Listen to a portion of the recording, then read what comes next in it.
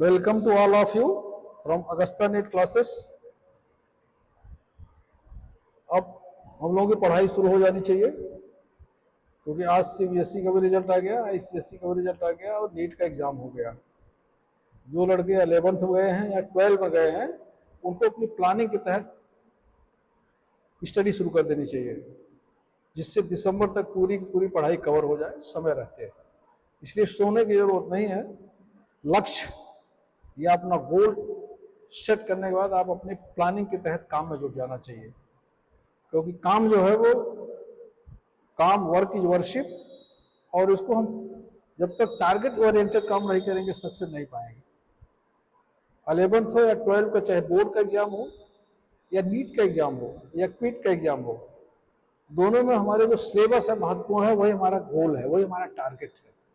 तो सबसे पहले हमें मालूम होना चाहिए कि हमारा गोल क्या है, टारगेट क्या है, लक्ष्य क्या है। फिर उसके बाद उसको हम समय के हिसाब से प्लानिंग करके अपने काम को शुरू कर देना चाहिए। आज हमें देखना है कि हमारा गोल क्या है, टारगेट क्या है, मीन्स सिलेबस। 11th के सिलेबस के बारे में हमने चर्चा कर दिया।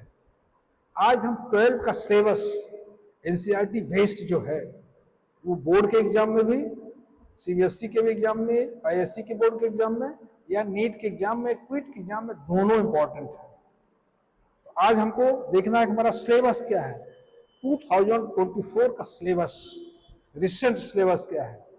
चर्चा हम अगर करें तो सबसे पहले बायोलॉजी के बारे में देखते हैं कि बायोलॉजी का सिलेबस क्या है जो न्यू आया है। बायोलॉजी के बारे में अगर हम सिलेबस को देखेंगे तो हमारी जो है वो कुल मिलाकर के 1, 2, 3, 4, 5 यूनिट है।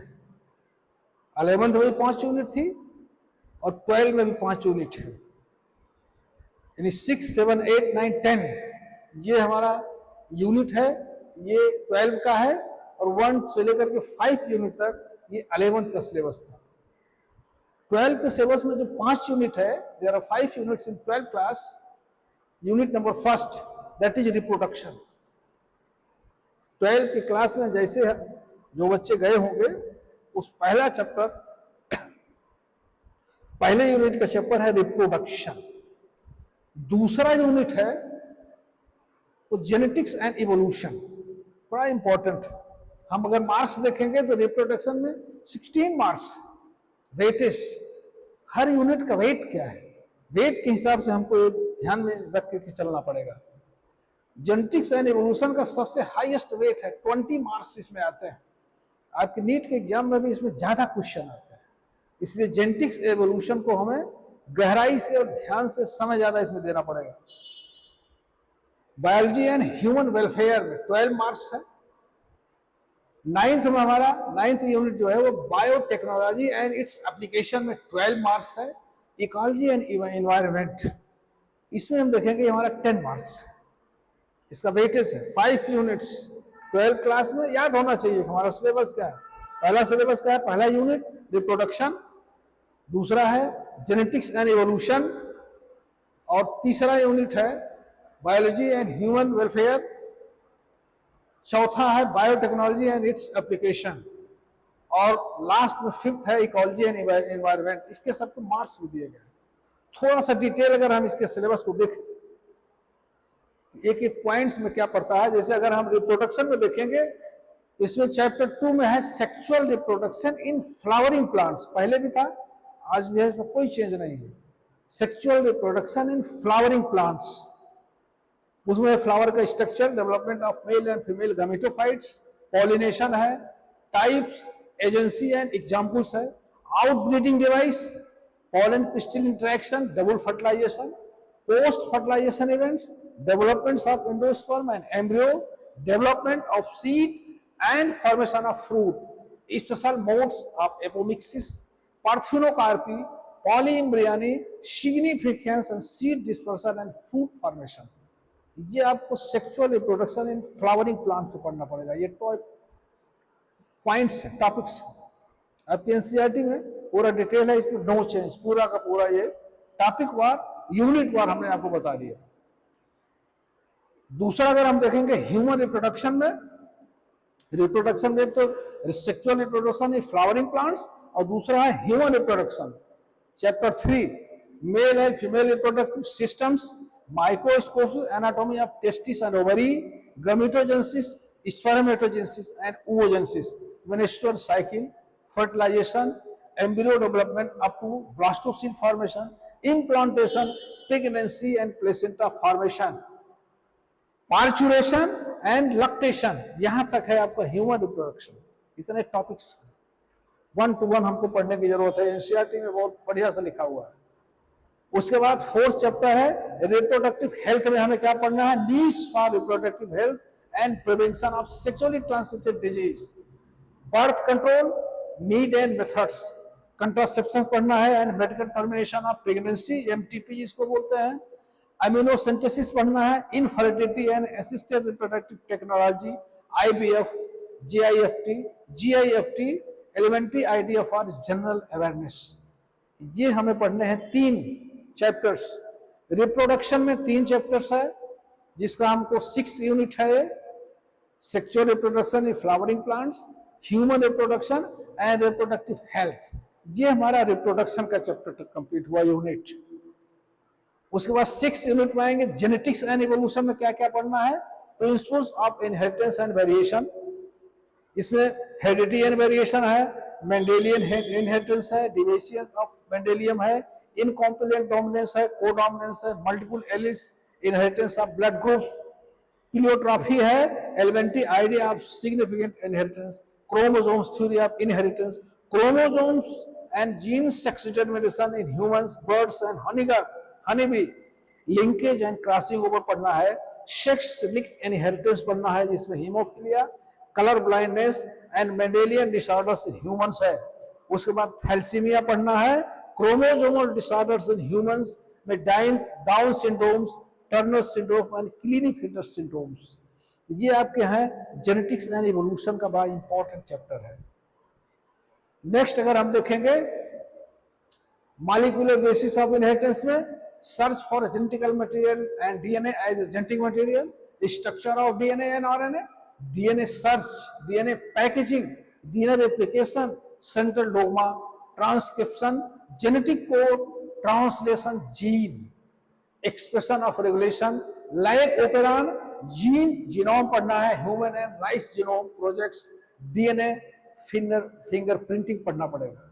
और इवोल्यूशन में क्या पढ़ना है, origin of life, biological evolution and evidences for biological evolution, इसमें पैलेंटोलॉजी पढ़ना पड़ेगा, कंपैरेटिव एनाटॉमी पढ़ना पड़ेगा, एम्ब्रियोलॉजी एंड मॉलिक्यूलर एविडेंस पढ़ना पड़ेगा, डार्विन्स कंट्रीब्यूशन पढ़ना पड़ेगा, modern synthetic theory of evolution, mechanism of evolution, variation पढ़ना पड़ेगा, and natural selection with examples, type of natural selection, gene flow and gene genetic drift, Hardy Weinberg principle, adaptive radiation and human evolution.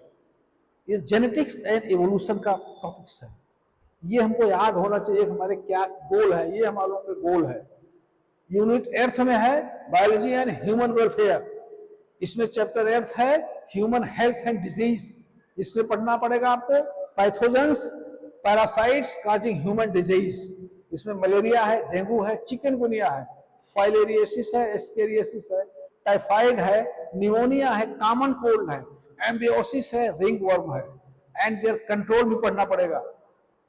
बेसिको concepts of immunology पढ़ना पड़ेगा, vaccine, cancer, HIV, AIDS, एल्डोलेस, drugs and alcohol abuse, ये पढ़ने पड़ेंगे हमको human health and disease में। Chapter 10 में पढ़ना पड़ेगा माइक्रोब्स एंड ह्यूमन वेलफेयर में, microbes in food processing, industrial production, sewage treatment, energy generation and microbes as a bio control agents and bio fertiliser पढ़ना पड़ेगा, antibiotics production and judicious. उसके बाद आपका 9th biotechnology and its application में क्या पढ़ना पड़ेगा, जेनेटिक इंजीनियरिंग यानी रिकॉम्बिनेंट डीएनए एंड टेक्नोलॉजी पढ़ना पड़ेगा इसमें, बायोटेक्नोलॉजी एंड इट्स एप्लीकेशन में। 12 चैप्टर है biotechnology and its application in biotechnology in health, agriculture, human insulin and vaccine production, stem cell technology, gene therapy, genetically modified organisms, आपका BT crops है, transgenic animals है, biosafety issues हैं, biopiracy and patent. Last है ecology and environment, इसमें organism and population पढ़ना पड़ेगा, जिसमें population interaction, mutualism पढ़ना पड़ेगा, कंपटीशन पढ़ना पड़ेगा, predation, parasitism, population, attribute growth, birth rate and death rate, age distribution, ये आपके पढ़ने पड़ेंगे। Environment, major abiotic factors, response to abiotic factors, adaptation, और लास्ट में इकोसिस्टम में पढ़ना पड़ेगा। Ecosystem patterns, components, productivity and composition, energy flow, pyramids, number, biomass, energy, ecological succession and nutrients, ये आपको नहीं पढ़ना पड़ेगा। ये ecological succession and nutrients, nitronutrient cycle ये निकाल दिया गया। ये आपका बायोलॉजी का टॉपिक्स है, 5 यूनिट्स, और एक एक यूनिट्स में चैप्टर वार हमने बता दिया। ये आपको मालूम होना चाहिए, जिससे अभी से हम प्लानिंग करके इसको पढ़ें। बायोडाइवर्सिटी एंड इट्स कंजर्वेशन में हमको क्या पढ़ना पड़ेगा? Biodiversity concept, patterns, importance, loss of biodiversity conservation, hot spot पढ़ना पड़ेगा, hot spots, endangered organism, extinction, red data book पढ़ने पड़ेगा, सेक्रेट ग्रुप्स पढ़ना पड़ेगा, बायोस्फीयर्स रिजर्व पढ़ना पड़ेगा, national parks, wild life sanctuaries and Ramsar sites पढ़ना पड़ेगा। ये हमारे बायोलॉजी के चैप्टर्स हैं, जिसमें आपको समझते हैं कि नीट्स के एग्जाम में ये 50% कवर करता है, ये 11th और 12th में ला करके। ये 5 यूनिट्स हैं, ये हमारा हो गया बायोलॉजी का। अगर हम फिजिक्स में देखें, फिजिक्स में क्या क्या है? फिजिक्स का चैप्टर, फिजिक्स में है इलेक्ट्रोस्टैटिक्स, चैप्टर 1 है electrostatics, charges and fields, second है इलेक्ट्रोस्टैटिक्स, पोटेंशियल एंड कैपेसिटेंस, ये आपका 16 मार्क्स का है, आप देखेंगे। उसके बाद करंट इलेक्ट्रिसिटी, करंट इलेक्ट्रिसिटी में magnetic effects and current and magnetism. उसके बाद चैप्टर 4 में moving charge and magnetism, chapter 5 में है मैग्नेटिज्म एंड मैटर्स।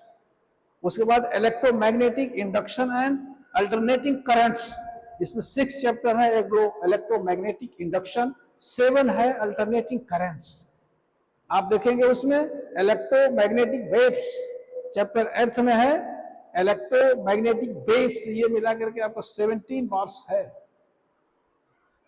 उसके बाद आगे हम चलेंगे ऑप्टिक्स, ऑप्टिक्स और इलेक्ट्रोमैग्नेटिक वेव्स, और ऑप्टिक्स में हमको पढ़ना है ray optics and optical instruments, और चैप्टर 10th में है वेव ऑप्टिक्स। ये 18 मार्क्स से हैं दोनों मिला करके, ये इलेक्ट्रोमैग्नेटिक्स एंड ऑप्टिक्स मिला करके 18 मार्क्स से हैं। सबसे हाईएस्ट मार्क्स है इलेक्ट्रोमैग्नेटिक वेव्स एंड ऑप्टिक्स मिला करके। उसके बाद अगला है dual nature of radiation and matters, ये देखेंगे 12 मार्क्स है इसमें। इसमें कौन से चैप्टर है? चैप्टर 11 है dual nature of radiation and matter, atoms and nuclei, इसमें एटम्स है, न्यूक्लियाई है, डिवाइसेस है, इलेक्ट्रॉनिक डिवाइसेस है। और लास्ट में है आपका सेमीकंडक्टर में आपको पढ़ना पड़ेगा electronics, materials, device and simple circuits, ये आपके हैं फिजिक्स के चैप्टर, ये 7 मार्क्स से है। अब आप देखेंगे सबसे मैक्सिमम मार्क्स आपका 18 है, जिसमें electromagnetic waves and optics. Physics biology के स्टूडेंट के लिए थोड़ा टफ पड़ता है। ये हमारे हैं चैप्टर्स और units, units number 1, 2, 3, 4, 5, 6, 7, 8, 9 units in physics. अब इसको अगर डिटेल हम देखेंगे तो डिटेल में आपको आगे मिल जाएगा। केमिस्ट्री जरा देख लें, केमिस्ट्री में क्या पढ़ना है? सॉल्यूशन, सॉल्यूशन में कितना है? 7 मार्क्स। इलेक्ट्रोकेमिस्ट्री में 9 मार्क्स। Chemical kinetics 10 marks. उसके बाद 4th है DNF ब्लॉक एलिमेंट्स, इसमें 7 मार्क्स। ध्यान से देखिए, कोऑर्डिनेशन कंपाउंड्स, इसमें कितना है? 7 मार्क्स। उसके बाद haloalkanes and haloarenes, इसमें 6 marks. Alcohol, phenols and ether 6 marks है। Aldehyde, ketones and carboxylic acid 8 marks है। एमीन्स में 6 मार्क्स है एंड बायोमॉलिक्यूल्स में भी आपके 7 मार्क्स है। ये आपके 10 यूनिट्स हो गए केमिस्ट्री में। फिजिक्स और केमिस्ट्री दोनों के आपके सिलेबस मैंने आपको बता दिया, जो रिसेंट सिलेबस है। थोड़ा सा अगर हम इसको प्लानिंग से पढ़ेंगे, डिटेल से पढ़ेंगे, बायोलॉजी का तो हमने आपको डिटेल बता दिया, केमिस्ट्री और फिजिक्स का केवल हमने यूनिट्स बताया है। तो एनसीईआरटी की जो बुक्स है, जो यूनिट्स उसमें लिखे हैं वो सफिशिएंट है। जितने टॉपिक्स हमको सिलेबस में पढ़ने हैं वो सब एनसीईआरटी में दिए हैं। रिसेंट बुक ले लेंगे, नया बुक 2024 का तो सबसे बेस्ट रहेगा, उस बुक को ले लीजिए आप, उस टेक्स्ट बुक में ले लीजिए आप उसको प्लानिंग कर लीजिए। प्लानिंग मतलब दिसंबर मान के चलिए कि दिसंबर तक आप फुल तैयारी कर लेना पूरा, और दिसंबर इस पूरे वर्क को दिसंबर तक बांट दीजिए, और उसके बाद अपनी सिस्टमेटिक स्टडी करेंगे। लेकिन याद रखना है, एक चीज मैं कई बार बता चुका हूं, वर्क जो करो लेकिन वर्क होना चाहिए टारगेट ओरिएंटेड। ऐसा वर्क मत करो जो आपके टारगेट में ही नहीं है। ऐसा वर्क, ऐसा टॉपिक मत पढ़िए जो आपके एग्जाम से रिलेटेड है ही नहीं है। उसमें मेहनत जो है व्यर्थ हो जाएगी, क्योंकि मेहनत हमको करना है हमारे टारगेट के अगेंस्ट। जो हमारा टारगेट है, जो हमारा सिलेबस है, वो सिलेबस हमको याद होना चाहिए। चाहे फिजिक्स का हो, चाहे केमिस्ट्री का हो, चाहे बायोलॉजी का हो, वो सिलेबस याद हो, और सिलेबस के हिसाब से अपने समय में देखिए आपका समय कितना है, उस समय को डिवाइड कीजिए, और उसी समय में अपनी इस तरह की स्ट्रेटजी बनाइए कि स्टडी हो। और एक चीज आपको ध्यान रखने की जरूरत है, इसमें जो है वो हमेशा आपको जितना आप पढ़िए उतना आप रिवाइव भी करते जाइए, क्योंकि आगे आप पढ़ते जाएंगे पीछे छूटता जाएगा, इसलिए वो रिवाइव होना चाहिए। उसको रिवाइज कीजिए, रिवाइज बहुत जरूरी है। जितनी बार आप रिवाइज करेंगे उतनी ही बार नई चीजें आपको मिलेंगी। कोई वीडियो देखने के बाद, किसी चैनल में जाने के बाद, आपको जब तक सेल्फ स्टडी नहीं करेंगे, सेल्फ नोट नहीं बनाएंगे, आपको बढ़िया तैयारी आपकी नहीं होगी। इसलिए आपको अपना सेल्फ नोट बनाना चाहिए, अपना अलग से नोट बनाइए। आपको नोट्स मिल गए, ठीक है, वो नोट्स आपके जब एग्जाम आएगा तो उसमें बहुत काम करता है। वो आपका बना हुआ नोट है, हाथ का लिखा हुआ है, उसको आसानी से एग्जाम के दिन आपको रिवाइज करेंगे। जिस दिन आपका एग्जाम है, चाहे वो बोर्ड का एग्जाम हो, चाहे वो नीट का एग्जाम हो, चाहे क्विट का एग्जाम हो, उस दिन आपका हाथ का बनाया हुआ नोट रिवीजन में काम करता है। शार्ट समय में आप रिवाइज कर ले जाएंगे। अगर बुक से पढ़ेंगे तो एग्जाम के दिन आपको रिवीजन में दिक्कत होगी, और अगर उस दिन रिवाइज नहीं किए तो बहुत सारी चीजें मिस हो जाती है। आपने इतनी मेहनत से तैयारी किया, लेकिन एग्जाम के दिन अगर आपने रिवीजन नहीं किया उसको, तो एग्जाम के समय तो थोड़ा बहुत डर में लगी रहती है, बहुत सारी चीजें भूल भी जाती है, समय की कम रहती है। रिवीजन अगर नहीं है तो रिमाइंड नहीं है, वो चीजें भूल जाएंगी। इसलिए अपने टारगेट को समय के हिसाब बात करके स्ट्रेटजी के हिसाब से आपको पढ़िए, बट रिवीजन जरूर है, रिवीजन जरूर करते रहना चाहिए। और अपने को अंदाजने के लिए, अपनी थ्योरी को चेक करने के लिए आपको बीच बीच में एमसीक्यू भी करना चाहिए। एमसीक्यू यानी मल्टीपल चॉइस क्वेश्चन करने से हमारा थ्योरी का टेस्ट हो जाता है कि हमारी थ्योरी कहाँ तक सही है। तो आप एमसीक्यू करते जाइए, थ्योरी पढ़ते जाइए, नोट्स बनाते जाइए, लेकिन अभी से शुरू करिए। नोट्स पे ज्यादा जोर इसलिए मैं दे रहा हूँ कि नोट्स आपके हाथ का अपना बनाया हुआ नोट्स एग्जाम के दिन रिवीजन में, रिवाइज में आपको बड़ा काम करता है। कम समय में आप रिवाइज कर लेंगे। इस तरह से आई होप कि आपका बायोलॉजी का सिलेबस, केमिस्ट्री का सिलेबस और फिजिक्स का सिलेबस, ये आपका जो 2024 का है, ये आप अपने चिपका लीजिए। जिस कमरे में पढ़ रहे हैं वहां पे इसको लिख लीजिए, दीवार पे चिपका लीजिए, चस्पा कर लीजिए, और इसको याद करिए कि हमने कितना चैप्टर पढ़ा, कितना बाकी रह गया। उस चैप्टर में टॉपिक वार कौन सा आप पढ़े, कौन सा आपका छूट गया, कौन से आपके कंफ्यूजन है, आप अपने टीचर से या अपने ट्यूटर से उसके बारे में जो कंफ्यूजन दूर कीजिए, एमसीक्यू कीजिए, थ्योरी पढ़िए, समय से रिवाइज करते रहिए।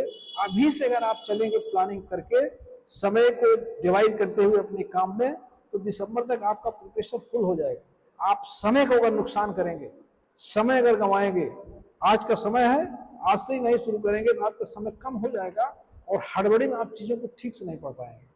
आपसे मेरा रिक्वेस्ट है, और आई होप कि सिलेबस 11th का सिलेबस मैंने बता दिया एक अलग से वीडियो में, ये 12th का सिलेबस है। बायोलॉजी, केमिस्ट्री और फिजिक्स तीनों हमने आपको बता दिया, और बायोलॉजी के बारे में डिटेल है, और इसके बारे में आप अगर एनसीईआरटी बुक्स लेंगे तो ये पूरा डिटेल्स लिखा हुआ है। इससे आगे आपको नहीं जाना है, व्यर्थ की चीजें नहीं पढ़नी है।